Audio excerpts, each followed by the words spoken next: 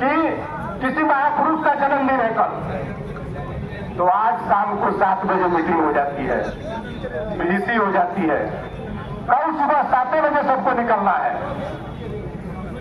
कल हमको जो है एकदम उस तहसील से आगे निकल जाना है, उस तहसील से आगे निकल जाना है, उससे हम पीछे चल रहे हैं। दिन भर ये चल रहा है साथियों। और इस उत्पीड़न के क्रम में हमारे लेखपाल साथी, हमको लग रहा है कि कम से कम 25 लोग तो घायल हो गए मोटरसाइकिल से जाने में। अभी कल ही हमारे सिकंदरपुर के साथी अनूप भाई घायल हो गए, उनको सर में चोट लगी है, पैर में चोट लगी है। इन सब का कसूरवार, इन सब का जिम्मेदार ये जो हमारा जिले का तानाशाह बैठा है ये है, और दूसरा कोई नहीं है। उनको नंबर 1 चाहिए और हमें हमारी जान की कोई परवाह नहीं। साथियों, स्थिति ये है कि कोई साथी घायल हो जाता है तो ग्रुप में कल हमारे एक तहसीलदार साहब है, वो लिखे कि अरे यार हेलमेट पहन के चला करो। उसी में ये सब कभी तो लिख सकते थे कि कहाँ हो, कैसे हो, किसी स्थिति में हो। ये नहीं, हेलमेट पहन के चलिए। हमें सुरक्षा की व्यवस्था बताई जा रही है। अरे हमारी सुरक्षा तो तुम कर नहीं रहे हो, व्यवस्था हमें बाद में बता रहे हो तुम।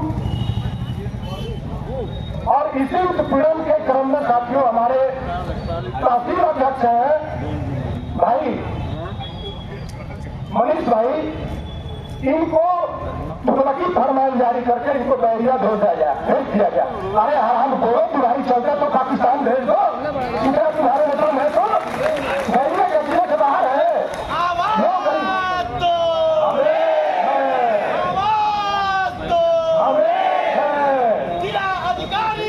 बहरिया भेज दो या सिकंदरपुर भेजो या बेलधरा भेजो, नौकरी हमारे सारे साथी कहीं भी कर लेंगे। और ये तय है कि लेखपाल जितना मेहनत करता है वो किसी विभाग का कोई व्यक्ति उतना मेहनत नहीं करता है।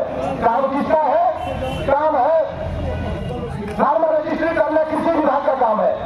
कृषि विभाग के पास इनकी औकात नहीं है कि उनसे एक काम करा ले। हमारे यहाँ लोग जाते हैं, पंचायत सहायक है, सेक्रेटरी है, मैं फोन करके जब जाता हूँ बताता हूँ ये लोग आ नहीं रहे हैं तो क्या कहा जाता है, अरे भाई आप अपना काम देखिए, उनसे कोई मतलब नहीं। अरे मूर्ख, काम तो उन्हीं का है, हम तो सहयोग में लगे हैं। सहयोग करते करते हम लोगों की जान जा रही है। पिछले 3 महीनों से एक दिन किसी साथी को छुट्टी नहीं मिला है।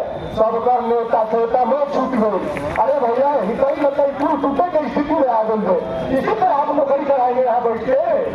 हाँ, जिलाधिकारी आपका परिवार नहीं है, आपका घर परिवार नहीं है। गलत तमाशा है भाई। गलत तमाशा के खिलाफ आवाज बुलंद होगी और तब तक बुलंद रहेगी जब तक भाई मनीष गौतम का तुगलकी फरमान वापस नहीं हो जाएगा। और इसके साथ साथ जितने चीजें हमारे संगठन द्वारा मांगी गई है पूर्ति नहीं कर देते। साथियों, बस इसी शब्द के साथ ज्यादा न करते अपनी बात को। मैं निर्भय नारायण सिंह, जिला अध्यक्ष लेखपाल संघ बलिया। बोलिए। हमारी समस्या यह है, मैं आपसे अवगत करा दूं कि विगत 6 महीने से हर तहसीलों में लेखपालों को प्रताड़ित किया जा रहा है। उनके खिलाफ कार्रवाइयाँ की जा रही है, और हद तो यह हो गई कि जनपद बलिया जो फार्मर रजिस्ट्री का काम चल रहा है, आप लोग भी जानते हैं। हर लेखपाल, मैंने प्रिंट मीडिया के माध्यम से भी उसका प्रचार प्रसार करवाया, आप लोगों के माध्यम से भी प्रचार प्रसार करवाया।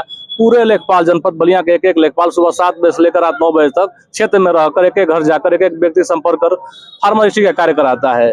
उसका परिणाम यह मिला कि जनपद 74वें स्थान से कल 4 मई 2026 तक 6वें नंबर पर आ गया।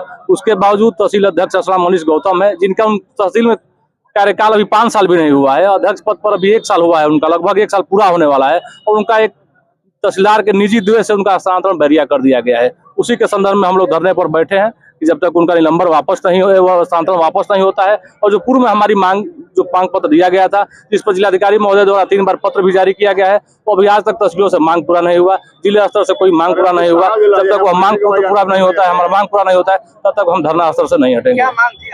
हमारी पहली मांग यह है कि जो मनीष गौतम का स्थानांतरण नियम विरुद्ध किया गया है उसको वापस लिया जाए। शेष आप लोग जानते हैं कि आय जात निवास का सत्यापन लेखपाल करता है। एक सत्यापन पर शासनादेश से उसको 5 रुपया मिलता है।